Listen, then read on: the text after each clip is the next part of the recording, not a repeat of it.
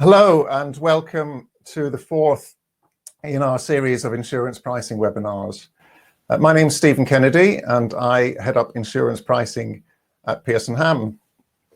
Pearson Ham is a pricing consultancy. We are active across multiple sectors. Insurance is probably about 20 to 25% of the business. And prior to joining Pearson Ham, I was heading up insurance pricing for Hastings Direct for 8 years. And my background is in retail pricing. So I priced for Superdrug and for Hastings and for Shell non-fuel retail prior to that. Today, we're going to be talking about insurance and renewal pricing, excuse me, and how renewal pricing aligns with some of the other retention processes. At Pearson Ham, here are some of the things that we get involved in. So we do price optimization, the nuts and bolts of pricing. We do strategy, analytics, data, trading agility, process and governance. So if there's an area of pricing that you need help and support with, then we can get involved and help you with that. If you'd like to know more about some of the pricing areas we can support with in insurance, we have an e-pricing brochure, which is available to download. I shall just make that available now. Okay, hopefully you're able to see that in the chat box, and you should be able to click on that and download the brochure. Today I'll be joined by Rory Flannagan, who's a colleague of mine who is our expert in behavioral science, who will be giving a bit more insight and information about how that particular element can be used within your retention processes to help improve the likelihood of customers retaining. To begin with, I'm going to talk about renewal pricing and how that impacts on retention. So there are several factors to consider when looking at renewal pricing. And there's the cost element of it, as with all pricing. So the expected costs in terms of the likelihood of somebody to make a claim and the expected size of that claim. There's customer value to look at. So has your expected customer value changed since the last event? So since they last purchased from you, last renewed or were acquired as a new customer. How much did they pay last year? So the variance to that price will have a major influence on likelihood to retain. Are they likely to shop around? And if they do, what does the competitive market rate look like for that individual? And how should you communicate with your customers to try and increase the likelihood of retention?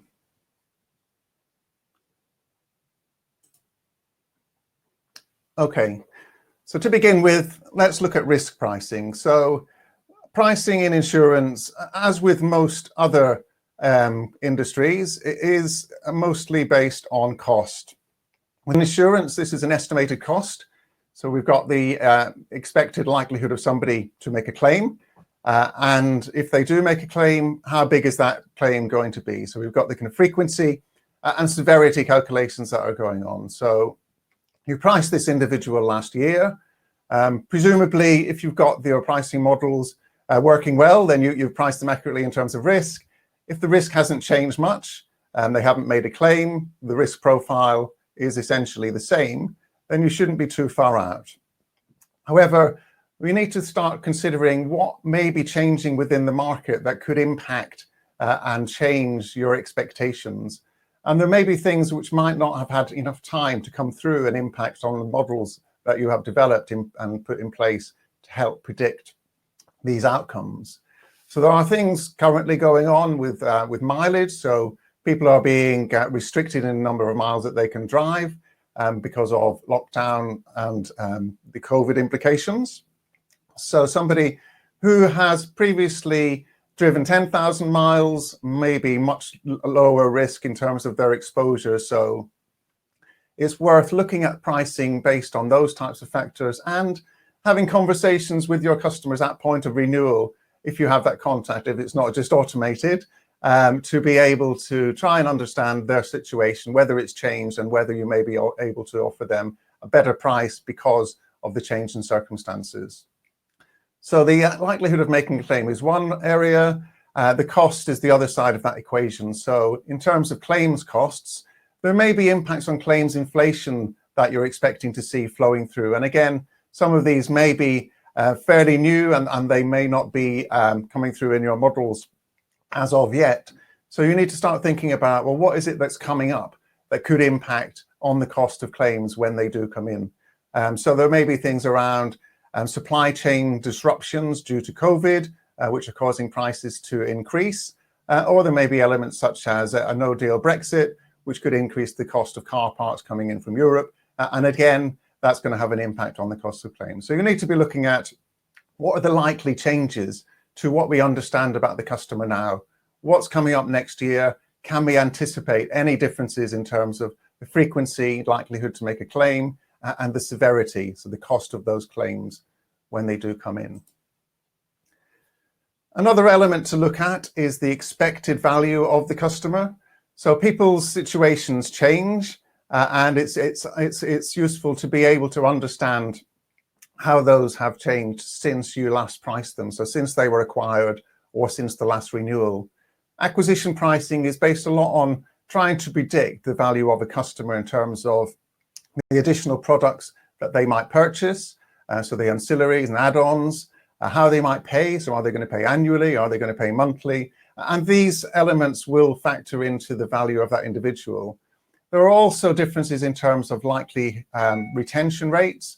So your kind of average retention, your expected retention may have changed since the last pricing of this individual. So you need to think about, has value changed and has the likelihood to retain changed? So we know that we have seen value change in terms of people take out different ancillary products or drop ancillary products at point of renewal. And also payment type is a big factor as well. We've seen in terms of people's reasons for changing insurer at point of renewal, outside of price, one of the bigger reasons was payment type. So people wanted to pay monthly where they had previously paid annually. And rather than talk to their existing provider about making that change, had just gone off and arranged a policy with another insurer. So it's worth, again, having that conversation with the customers to make sure that they are in the right circumstances. They haven't changed since last time. They're still happy about paying annually. They wouldn't like to split that payment over a 12-month period, and to make sure that you're offering them the right proposition and the product as well as payment type is right for the customer. Another major driver of potential likelihood to renew is year-on-year change. So what's the variance between the amount paid last year and what you're proposing to charge this year? So there's a very strong correlation between year-on-year change and retention rate. So we see a very clear line of reducing retention as the year-on-year price increases, as you might expect. However, we have also, and fairly consistently, observed something happening which was not perhaps quite as expected. So where year-on-year price reduces, we also see a drop in retention rate. So there are several reasons to explain this. And in some cases, we're looking at younger drivers who are aging by a year, they're gaining an extra year's no claims discount. And it's likely that they're expecting bigger reductions than they've seen in the renewal invite, or they just want to shop around and see if they can get a lower price because they've made that step up. However, it's not always the case, and even taking a segmented view, it's difficult to find reasons in all cases. It does appear that the nature of just making a change to the retention price will have an impact and will trigger shopping around behavior, and can lead to reduced retention figures. So I'd just like to have a poll right now to see how many people are currently considering shopping around as a factor when looking at renewal pricing. So the question is, to what extent do you consider potential shopping around behavior in acquisition pricing? So when you're setting the initial price, are you thinking about that individual's likelihood to shop around when it comes to renewal?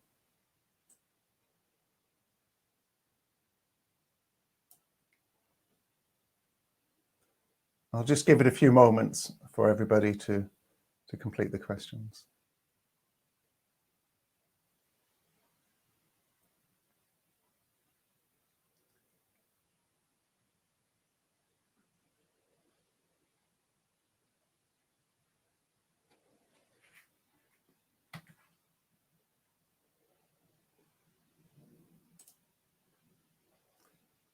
Okay, so interesting, quite a kind of a broad range of answers there. So always at 21% and also never at 21%. So it's kind of fairly mixed in terms of how much this is taking account of in pricing. So interesting to see.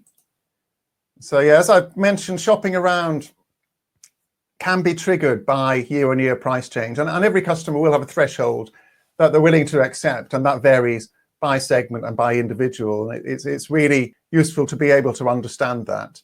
But some customers are likely to shop around regardless of the price that's been quoted. That is just the nature of the individual, and it's the type of behavior that they're used to. As price comparison sites have grown within the market, then people have become much more promiscuous in terms of the use of those, and they will shop around every year. And it's useful to be able to predict somebody's likelihood to do that. And in these cases, previous shopping behavior is a good indicator of future behavior. So if you're able to look at quote data to see what sites people visited in terms of quotes, how many quotes did they run, what websites were they on, and how close to the start date was this activity taking place, then that can give you a really good view of the customer and likelihood to shop around, which you can look at factoring into your renewal pricing. Another element to consider is market price. So if somebody is likely to shop around, what is the competitive market price going to look like for that individual? So most of the big aggregators now have data products that you can purchase from them, or some are available more freely to partners, which enable you to set up market pricing models to be able to try and predict what a competitive rate will look like for a particular individual. Now, traditional GLM models within insurance have typically not been great in terms of accuracy in doing this type of modeling, and we've found a lot more success with some of the machine learning methods in terms of being able to come up with an accurate view of market rates for customers.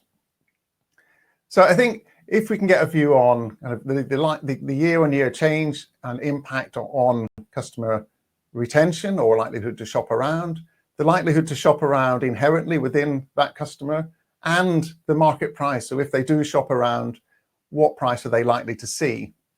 And that gives a really good framework and a base for setting renewal pricing.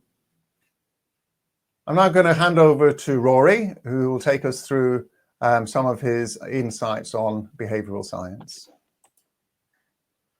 Thanks, Stephen. So when we're thinking about the renewals process or retention process from a behavioral science standpoint, it's really important that we are focusing predominantly on those active customers, the ones who are going to be shopping around. That is not to say that in the following slides, what we're going to talk about in terms of behavioral science only applies to them. It still applies to the others, customers, but it really help with retaining those customers who are more likely to shop around. Now, for these customers, the decision they face is actually quite challenging. Firstly, they're overcoming the inertia of having to stick with their current provider. This requires a lot of cognitive effort actually to overcome. Secondly, the choice and comparing the choices available is not an easy one. All the different prices, the variations in those offerings makes it a very difficult process for the customer. And lastly, just the sheer number of options they have makes it very difficult for the customer to actually choose an option which is best for them. And this leads to something which we call the choice overload effect, where the abundance of choice actually deters a choice from being made, or a satisfactory choice from being made. And so what we'll do is we'll talk about some of the effects and biases that we have selected that are most relevant to the retention process. And these kind of play, and later on we will directly call these out for call centers and for written communications. But where we'll first start is with the general behavioral science toolbox and the general concepts which we believe will be best and most effective for enabling a more satisfactory choice and helping you with your retention process. And the first toolbox, or rather tool that we can use, is defaults. And this is something that is already used by a lot of insurers. Defaults are a preset choice or action whereby you're giving them the option to do something. And so typically when it comes to retention, this comes in the form of auto renewals. This is particularly effective in some industries, such as transport. A train line accrued 30 million in additional revenue just from making reservations the default on their booking system. The next tool that we can use is price. Now, what we can do here is emphasize what the most extreme prices are for that customer. By doing so, we are able to anchor the customer to that higher price. And then when contrasted with the price that is being offered, can make your price seem far more attractive to that customer than when it is viewed in isolation. Alternatively to this, we could also mention how this price is in maybe the top 5% of prices for this customer. Another option that we can use is social norms. Emphasizing what someone else has done is a really effective way at increasing a behavior that we want to see, in this case, retention. We're incredibly social animals. We follow others either to be liked or in order to understand what is the best behavior in an uncertain situation. And with regards to that latter part, emphasizing what someone else has done in this uncertain situation of renewals is really effective. Being able to say how someone who is in that demographic, maybe age, maybe region, and what they've done in terms of renewing with you can be really effective at helping the customer or nudging them towards renewing. Another tool that we can use is personalization, and this will be touched upon in greater detail in the following slides. But personalization is just making something more salient, increasing the attention that the audience would provide to you as a result. And so when we move on to call centers, we can make use of something called chunking and goal gradient. Chunking is an effect whereby you're breaking down a process into smaller and more manageable steps. This makes the customer feel like through the process, they are getting somewhere and making a lot of progress. Goal gradient is an effect whereby as the customer feels like they're reaching their goal, they're going to do more to reach that goal faster. Combining these two things into your call scripts and optimizing your call scripts can be really effective. One life insurance company, when they optimize their call scripts by reordering the structure, changing the language, removing a lot of the jargon, and reducing the amount of information they presented, helped with engaging those customers. Another thing that they can do is personalization. In your call scripts and generally with your call center staff, you can get them to be more personal with the customer. Mentioning their name more frequently, while subtle, helps drive that engagement whilst they're going through this process. It also makes it feel more personal and less of a transactional call, they feel like you understand them, you know them, and helps them with maintaining their engagement throughout this process through call centers. Then when it comes to written communications, what we really want to do here is help you stand out. We want to make sure that they're paying attention to whatever is being written to you, particularly at this stage. Now, there are 3 things that we can generally do to help with this. The first is personalization. Now, how can we personalize emails and letters? Well, with emails, we can personalize the subject lines.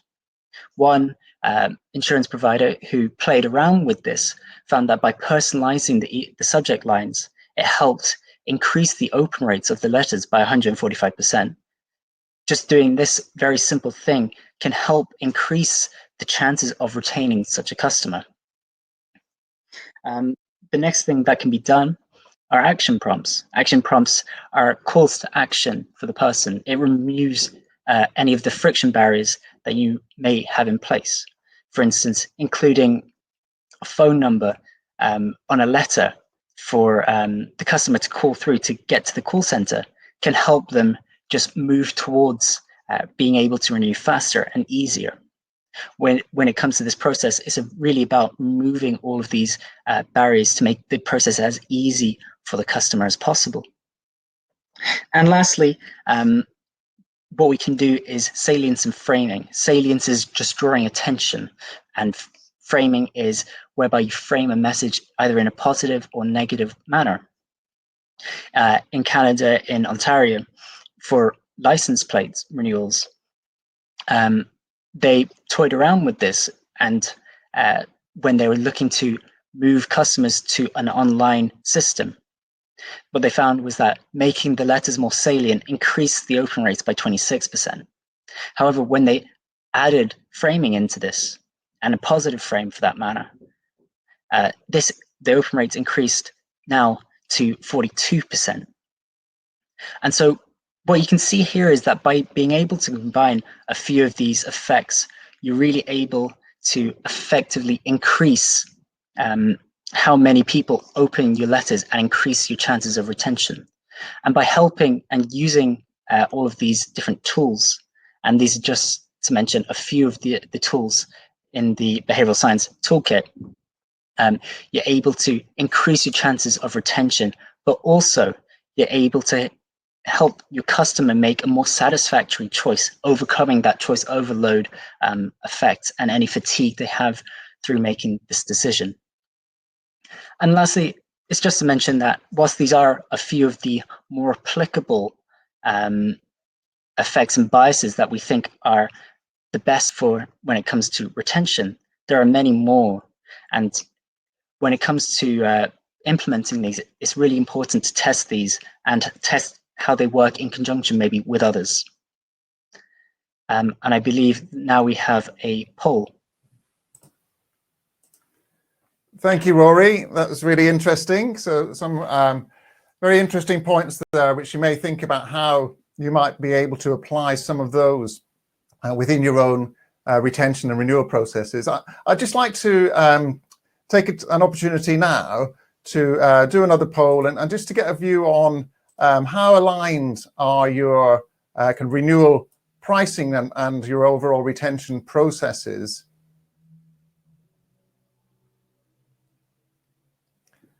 I was just messaged while Rory was talking to say that my kind of e-brochure wasn't available to download. I think that has now been rectified, so you should be able to go in and click that and download our e-brochure.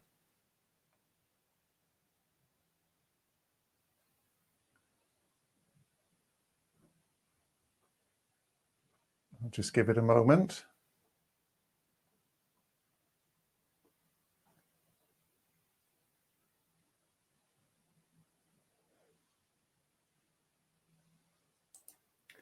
Okay, so interesting to see that it's very rare that retention processes and renewal pricing are completely aligned, but good to see that we are seeing some alignment, so mostly aligned at 38% and somewhat at 38%. And there are still some where they are rarely aligned or never. So I think you should start thinking about when you are renewing customers and when you're inviting them for renewal, then what are the approaches that you can take? So pricing is a major influence on somebody's likelihood to renew and to retain customers, but there are other things going on.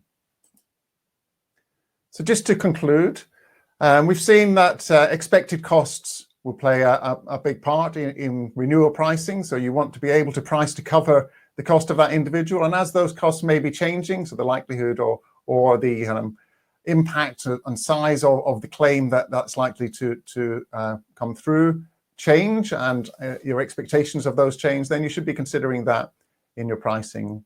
Customer value may also change. So what you thought and expected in terms of customer value may not be the same as it was last year. So you should be considering any changes to that customer value. And then there's the elements of year-on-year price change. So year-on-year change, shopping around, propensity, and market pricing. So those three elements combined provide a very good framework to be able to try and understand at a segmented and individual level the likelihood to retain based on those factors. But then there are other non-pricing elements, as Rory's discussed, which you should be considering in terms of how to improve and impact retention in the most positive way. Okay, so I'll just be taking any questions now. So we have had some come in while the presentation has been going on. So I shall address those. If you do have any more, then please feel free to post them into the chat now. So I have the first one here is, in terms of wanting to change payment type, is there any specific cohorts that this is more likely to be coming from?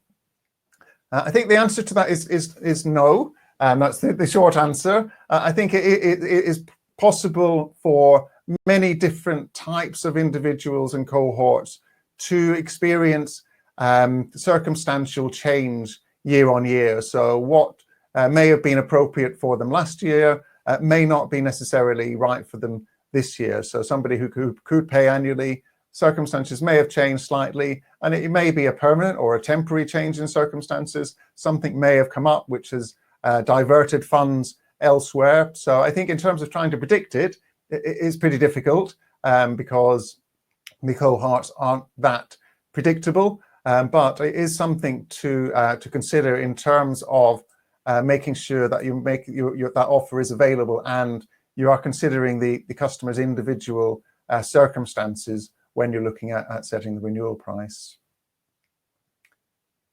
I have another here which relates to the FCA investigation, and how do you see this impacting on dual pricing? I think it's a difficult one, and it's a bit of a dilemma for the regulators. When the interim report came out in October of last year, they had identified that a proportion of customers, around 20% of customers, are paying too much, and that the figure they put in there was about 1.6 billion pounds is being overpaid. However, 2.3 is being invested by insurers into acquiring new customers, and that would have to be covered from somewhere. So I think that there is a bit of a dilemma in terms of price alignment and dual pricing, because if prices were aligned, new business with renewal, then we would see a significant uplift in new business pricing. And the regulator doesn't want to be seen as being responsible for increasing market rates. So I think we'll have to wait and see. It's difficult to predict how that's likely to impact, given the dilemma that they find themselves in.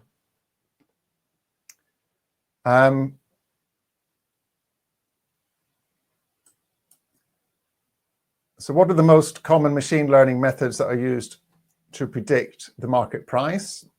GM Boost, we've seen neural networks and random forests. So those are the types of approaches. And I think it's a case of trying different approaches to see what is going to give you the greatest level of accuracy. So yeah, I think there's a lot of test and learn activity going out there in the market at the moment. So whatever is going to provide the best returns, and I think there is quite a lot of different approaches that are available and can be investigated.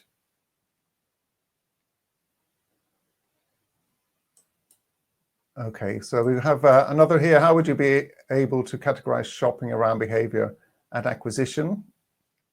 As customers display shopping around behavior inherently when they purchase from you. I think that is correct. So that it's fair to say that if somebody is shopping around, if they're running a quote, then they are displaying shopping around behavior. I think there are different levels of shopping around behavior. So there are differences between customers who run, say, one quote through one comparison site, as opposed to others who may be visiting 2 or 3 comparison sites and running numerous quotes over several days. So I think it's looking at the extent of shopping around. So everybody who's obtaining a quote from you, unless that quote has been automatically generated by the comparison sites because of behavior last year, is displaying shopping around behavior.